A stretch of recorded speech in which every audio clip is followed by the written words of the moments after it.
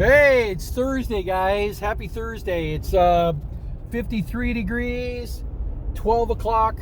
I got out of work kind of early, and we're already coming up on Loudon Miller State Forest. Sun is shining.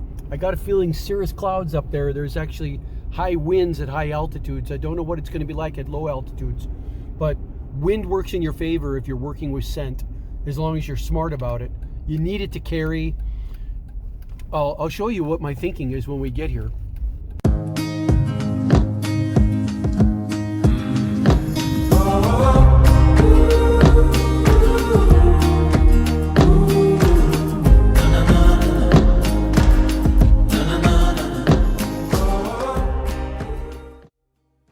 I'm going to show you the map, but the whole idea is that you try to get, you look at where it is that you want to be on a piece of property. I'm going back to lot 2 because I put my stand in there yesterday. I look at where the prevailing winds are going to be coming from today. They're coming out of the west. If they're coming from the west, then I want to be on the west side. Why is that? Because I want to release my scent and have the scent go all the way across the property that I'm going after, so that downwind I've covered as much of that territory as possible in scent, and that any buck in the area is going to start walking upwind, following that particular scent. If I release on the east side, if the wind's coming out of the west and I stand on the east side of the property and release my scent to the east, it's not going to go into the woods where I am. I need to get on the, what do they call it, the windward side, not the lee side. You get on the windward side of what you're hunting, release your scent, and the wind carries it into where you're hunting, allowing it to spread and dissipate, and then the deer follow it back to your stand, not quite to your stand, to spots near your stand, shooting distances. So I'll show you what that looks like on the map in just a second. We're getting up here, but let me get all situated. Okay, you guys are gonna get to go through the setup with me right from the whole process. First, I open up all my doors quietly because there's somebody out in the woods. I take my keys, I lay them on the front seat quietly.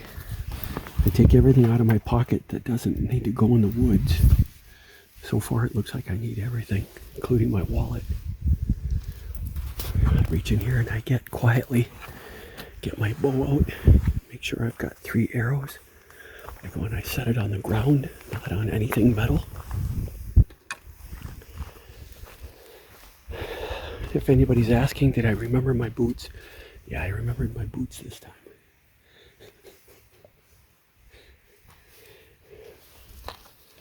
I reach in here. Can I get my coveralls? Bring them around to the other side. I keep them upright because I got stuff in the pockets I don't want to fall out. Open my doors again quietly. There's somebody out in the woods. Put that up there. Throw this over here. I got my hat. Alright, I got to change into my skivvies, which means my shorts come off and you guys can't watch that. So hold on a second. I'm going to pause. Okay, I got my long johns on. I put my heated socks over that. The heated socks go over the long johns because eventually I got to be able to reach the battery at the top and turn the switch on and off. Then I got my coveralls on. I got one zipper pocket in the back. That's a zipper. That's where you put the things you absolutely can't afford to lose, like your wallet with your tags in it. So that goes in there and gets zipped up. Typically I put one pocket knife in there too. This stuff you always want to have with you and never ever lose. I've got all my other batteries.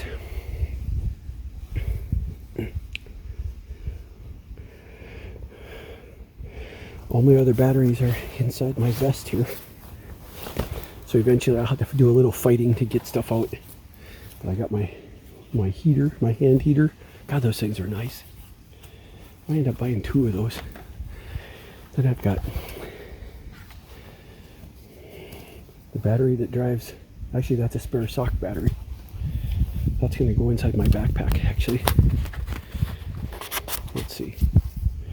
Don't need to carry that in the vest. Inside the vest, I just want one vest battery. It looks like I've already got a torn pocket in there. Wow, that's a bummer. Not impressive. I've only had this vest for 2 weeks and the pocket's already torn. Wow.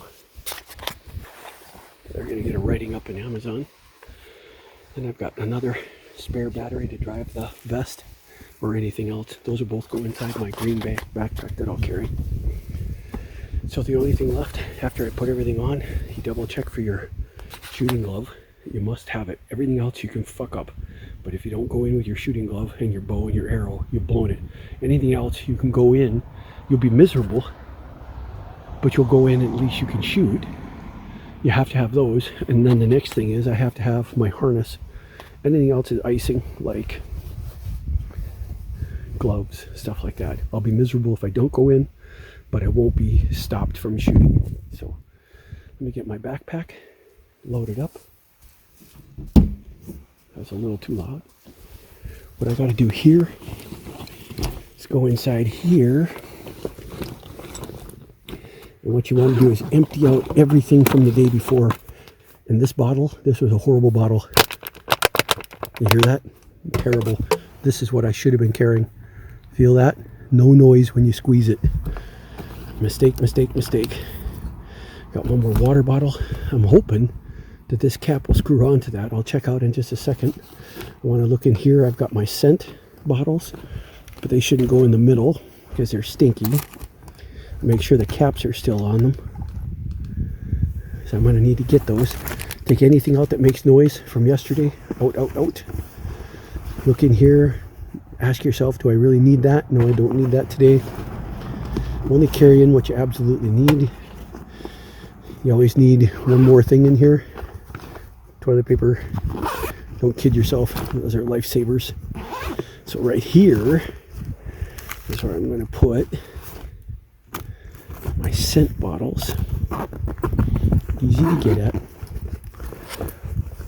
And then I'm going to set the camera down and change the tops out between these two bottles and see if I have a bottle I can squeeze. And it's easier to open it up with your mouth without having to take 2 hands. So be right back. Cool, it did work. So I may end up using these bottles and just filling them up with tap water at home. That works out really nice. Quiet, and you can open it with your mouth, close it with your mouth. One hand operation. Let's finish loading up. I need to make sure I got one pee bottle. And the pee bottle is big on the end for you know what. Alright, got that covered. It doesn't make any noise, so I think I can keep it as is.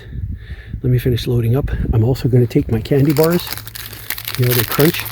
I'll be taking the wrapper off here in the Jeep so it goes in empty, quieter when I'm out there. There's nothing to worry about taking out. So be right back. Okay, I got my vest harness on, tied up so I don't make any noise. Got my water bottles inside here. Got my pee bottle inside here. Got my unwrapped bars inside here. Got my shooting glove. I got 2 neck socks. One to wear while I'm walking and one that I'll carry in my pocket. Doesn't need to be on. You just never know when you're in the woods what's going to happen. So I want to wear a hat and a mask just over this part. This part, you'll be able to see skin. I'm not too worried about that when you have this much sunlight. It's a high contrast day, which means it's going to be really hard for a deer to pick out skin tones in this kind of weather, in this kind of lighting rather. So let me set the phone down, put my neck sock on, and we're ready to go.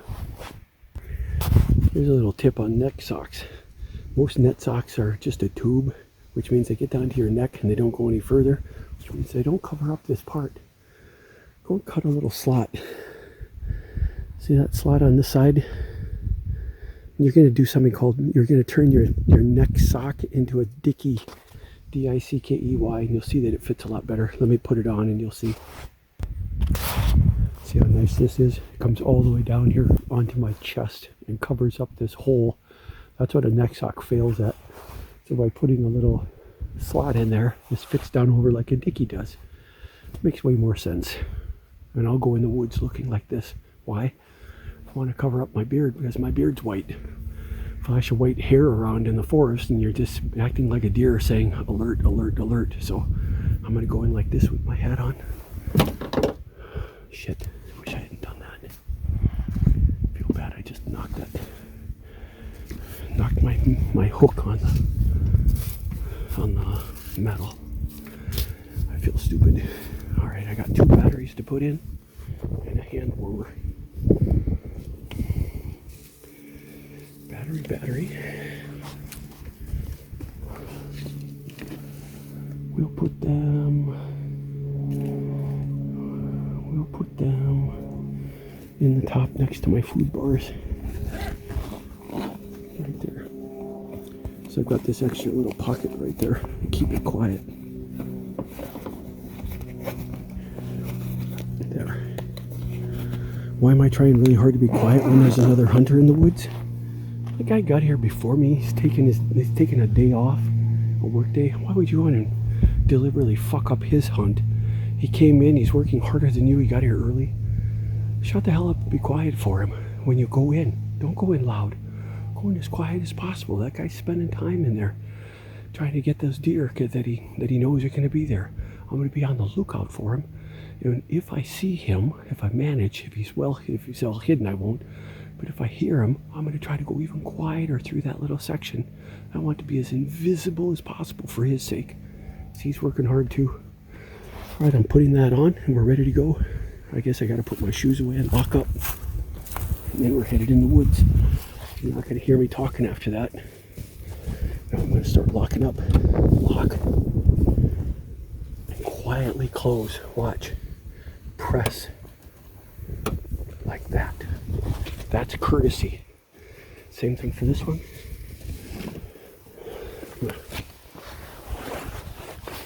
Boy, I tell you, around the body straps are so nice when it comes to hunting, because now my shoulders are free to draw too. Take my glove, same thing here. Come in and press quietly. Nobody heard that from even 50 feet away. Now this door,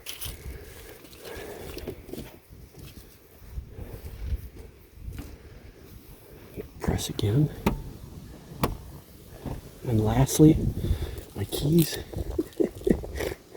I don't like to carry keys in the woods. They're gonna go up here. There. Don't tell anybody. Last door, this is your check. This is when you'd ask yourself, is there anything I'm forgetting? And you go over the basics. Bow, arrow, glove. Everything else is icing on the cake.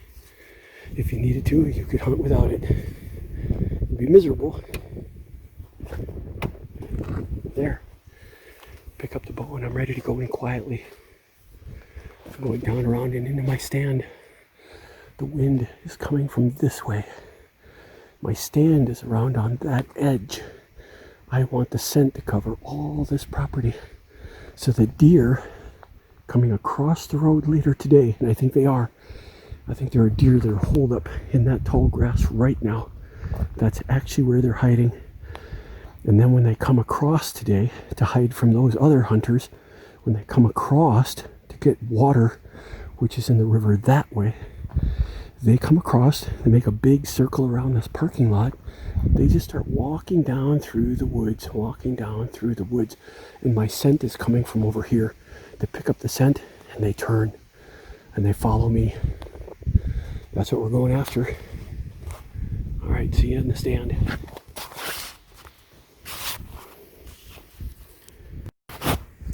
Here's a map of what I wanted to show you. I came in right here, parking lot number 2. And what I'm going to do today is go here to 15, branch to the right, and go all the way to 16. And that's where I'm set up, right there. The wind is coming this way. My scent is on this side. So my scent is covering all of this.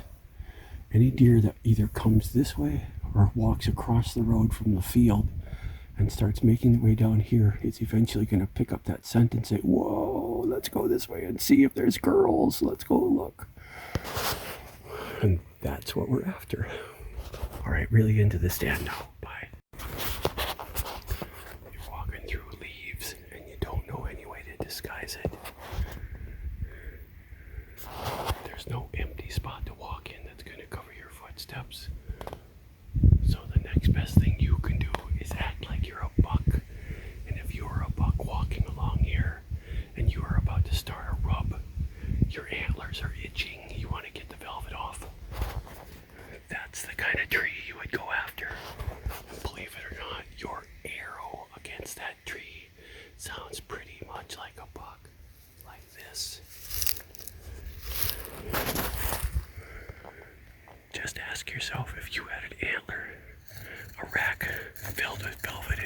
get it off and it itches, what would you do?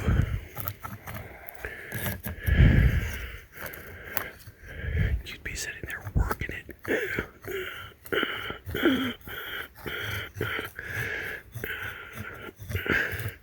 All up and down. Scrapes are 4 feet long. You're trying to get that velvet off. This is what it sounds like in the woods. You'd be surprised.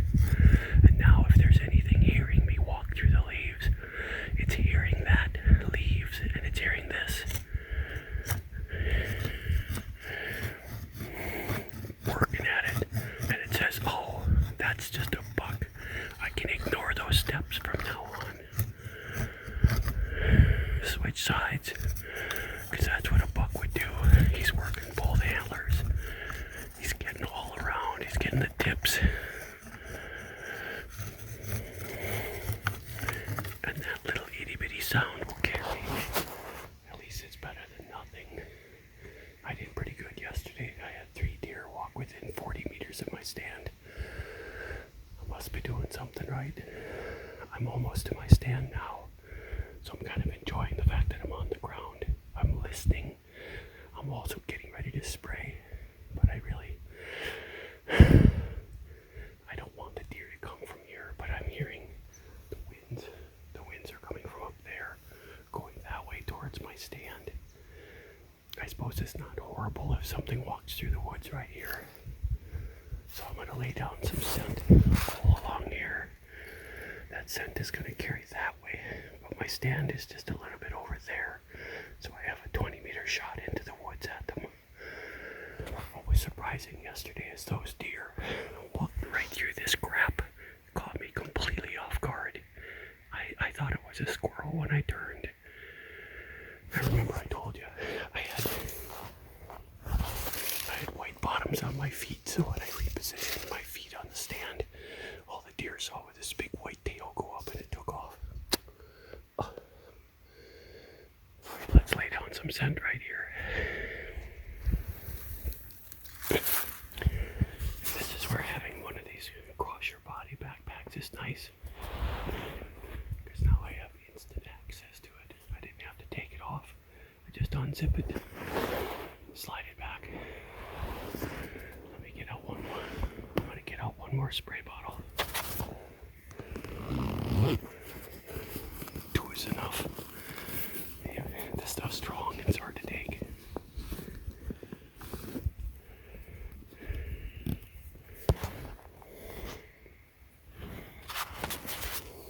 Remember, hold your thumb on the zipper, because this is going to be like a little echo chamber. Oh God, that's excruciating. And now swing it back. How cool is that? Cross the body backpacks. Try to take your gloves off before you use this. I don't want this on my hand. It stinks. I don't want it on my glove, rather. And it's going to be a couple spurts and a couple spurts.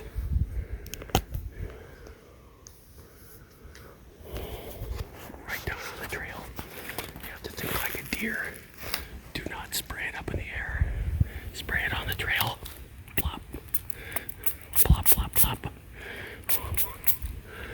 If you want, it's not a horrible idea to just use leaves like this. That's going to carry the scent. This one, different height. Different height again.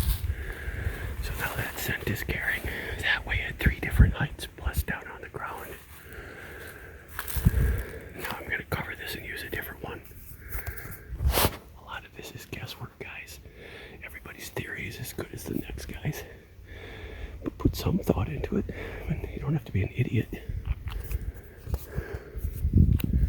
All right.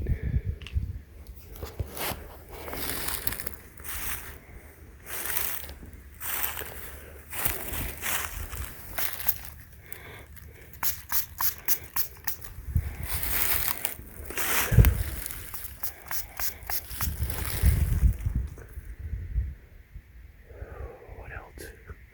That's a pretty good one. We got to go a little further down. crossing.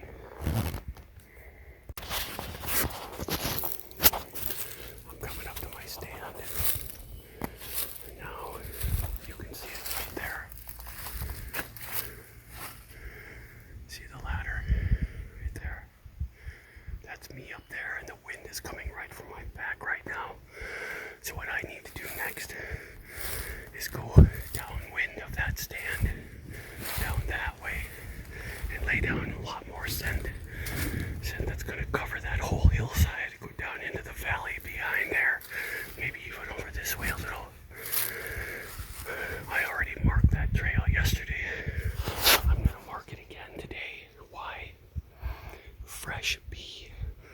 What you're hinting at, what you're trying for, is that any deer that smells multiple scents. They smell old bee, they smell new bee, and they think there's a pattern here. You want them to feel comfortable.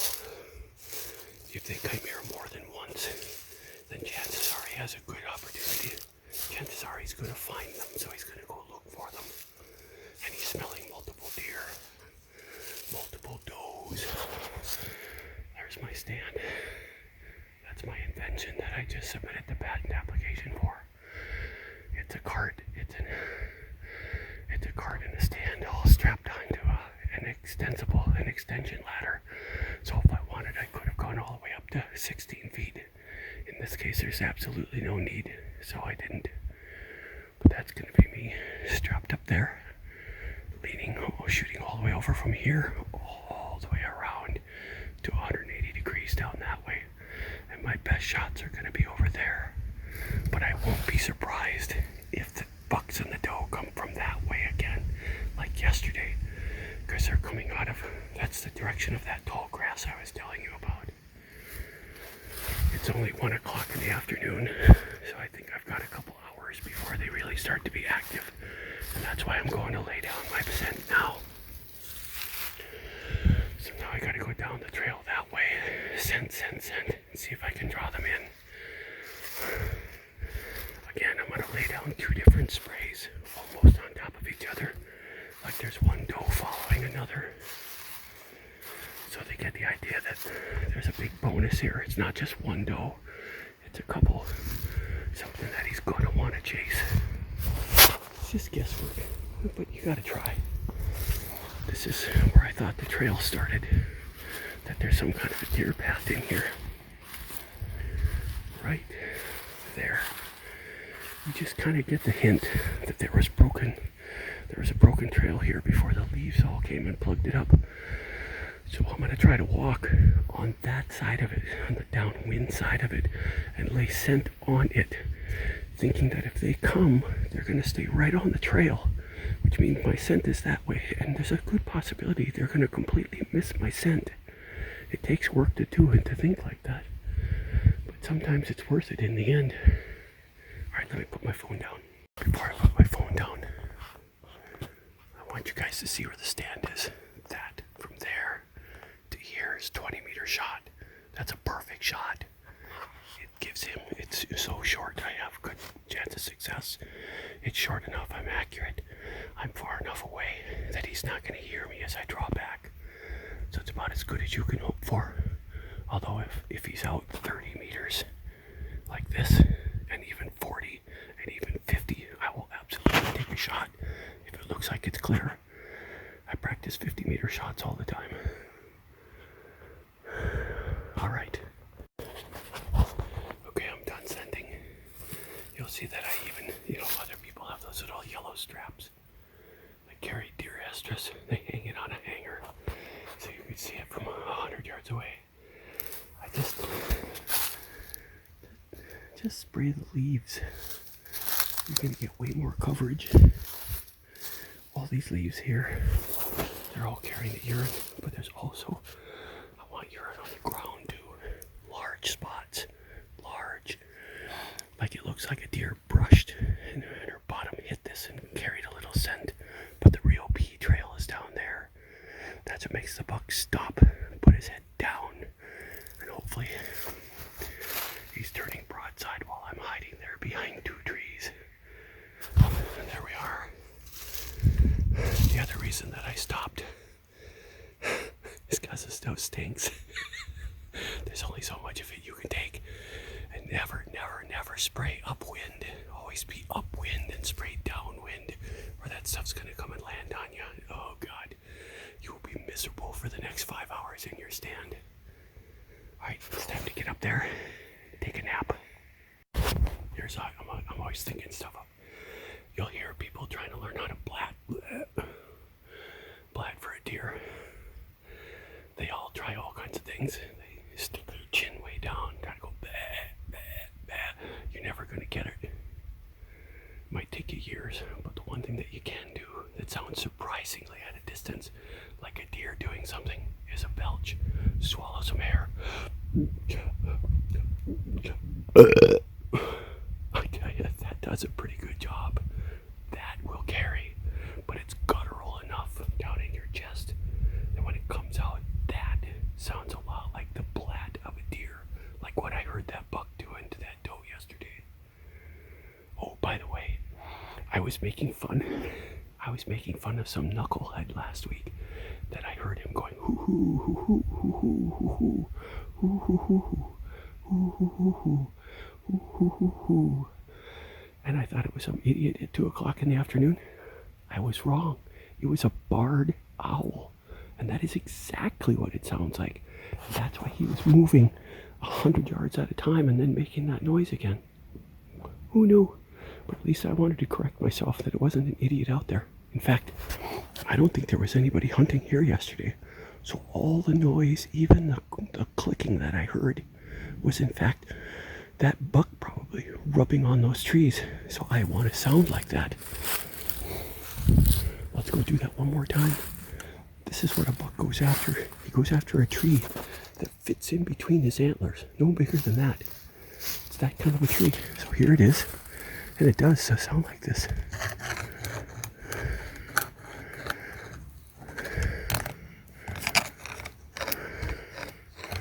You might think that sounds like an arrow, but it really does sound like tines. Little itty bitty tines getting rubbed in the velvet. Way down by the root, by his head, it's not going to sound like that. But way out at the tip, yeah, it sounds like that. Nice day to be out. It's about 52 degrees. Couldn't be any better. I don't have any of my batteries on started yet. It just feels that nice. In fact, I'm sweating. Time to get up and see if something starts.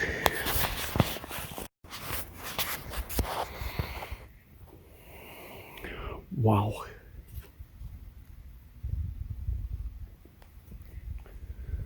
The curse of hunting on public land. An 8-point buck came by right where you see that tree, right over there. But he was headed somewhere, so he was moving really fast. By the time I even could stand and draw, I was looking at his hind quarter. I thought I'd lost him, and he's going that way. He starts walking down. I'm hoping he's picking up all my pee and coming this way. He came a little closer, but he was dead set on getting somewhere over there. Like he was commuting. He didn't have time to stop. I don't know what trail is there, but he's following all down here, and finally right in here, there's a 60-meter tree out there that I had actually marked a couple times, and I took a shot. I did. I took a shot right in between those two trees, and I heard a resounding whack, and he just kept on moving. Didn't bother him, didn't scare him, nothing. He just kept on marching, and I was tempted to stand up. I did, guys. I stood and drew right through these branches here, and then I came to my senses and said, I gotta be out of my goddamn mind to think I'm gonna blast through all of those little pine branches and still get 60 meters through the air in an arc like this and hit that beast. I watched him as he continued to walk up. He just kept on marching.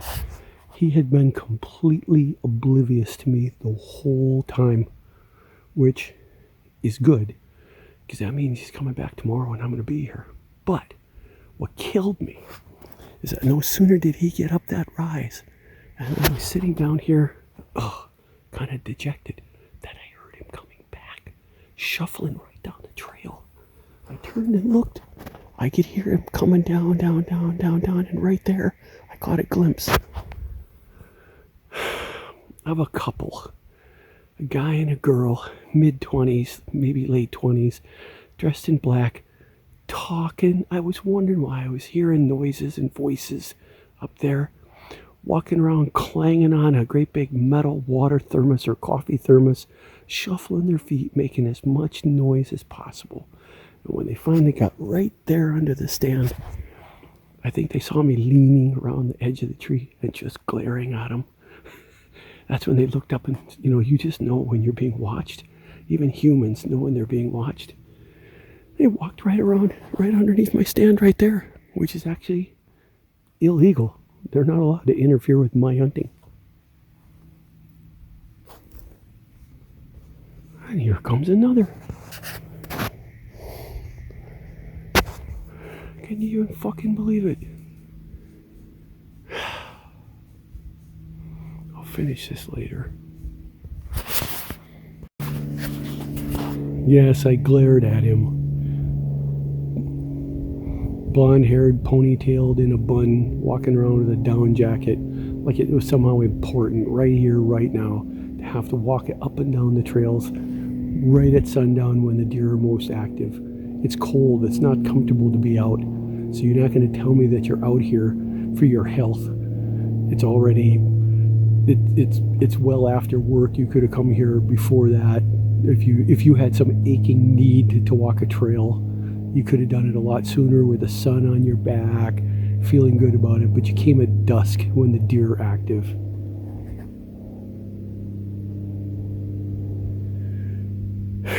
Christ, what do I do? Technically, the deer are moving from over there that way, and this guy was walking this way from the north, south, back into the parking lot. There's at least a possibility that there are still deer moving. They're over across the road, crossing the road from that field and making their way down here to the water, I guess, to meet up. I'm gonna stay for another 30 minutes. Oh, God. If only I knew somebody that had private land. God, this is such nonsense. But truth be told, there was nothing stopping me from going after that 8-point buck right there. Other than it was an impossible shot. Even for, you could have had a 100-pound compound bow with laser sights. And the only quick shot you would have gotten was this one right here, and you still wouldn't have taken it because you would have only seen his hindquarters as he's moving from camera right to camera left. You would have seen his quarters. You'd have to have stand up. You'd have to have literally shot from the hip. And the only other viable shot that I had was through that window right there, right between those two trees. And again, you're hitting a buck.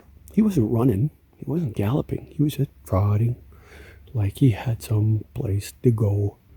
Wasn't stopping, wasn't looking, didn't even have his head down. He wasn't tracking anything. He was just headed over there someplace. That's what he was doing. And you have to try to time that. No, couldn't be done. All I can hope for right now is that they pause. They come in a little closer and they pause right there for even the briefest second, because that's where the does were pausing to eat something yesterday. That's my best shot right now. If I come in early enough tomorrow, I think I'm going to reposition and actually go down in the middle right there. Reposition. In fact, there might be merit right now to me repositioning my stand in there, away from the trail. I think I'm going to do that right now. No, I'll do it tomorrow. Right now, it's best that I get out of the woods. If there's even one more hunter there, I owe it to him to not be trying to screw up. But I'm headed down that way, because that's twice now that the bucks are all moving this way. So another, those trees are 70 meters through all of this bush, and I've got to get over there.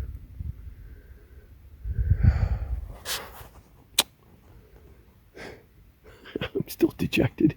I can't believe multiple people, multiple parties, all just had this aching wild hair up their butt to go for a walk on a Thursday late afternoon when it's cold out. God.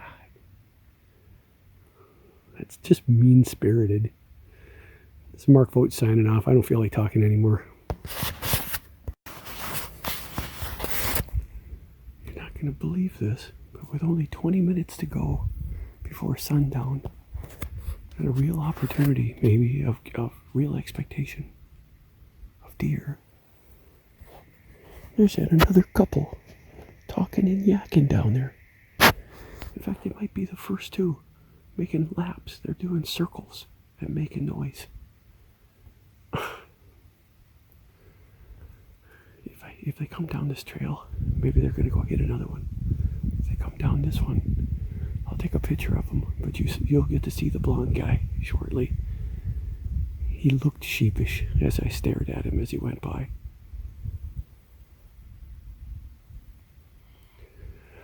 I'm hoping against hope right now for something to come right out of those. But it's proving to be a very tough shot here. Anything outside of 40 meters is almost guaranteed to have timber in the way, little itty bitty branches that are enough to deflect the arrow, which totally sucks. I'll give it my best shot though.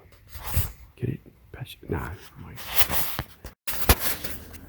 So here I am back at the Jeep. You can see off yonder there is the tall grass that I said I thought they were bedding down in. So with the last little bit of daylight, I decided I'm going to walk around here. I'm still looking here. Absolutely no hoof marks of any kind. Wow. Maybe they're crossing over there. Don't know why they would. All right, let me unpack. See you tomorrow.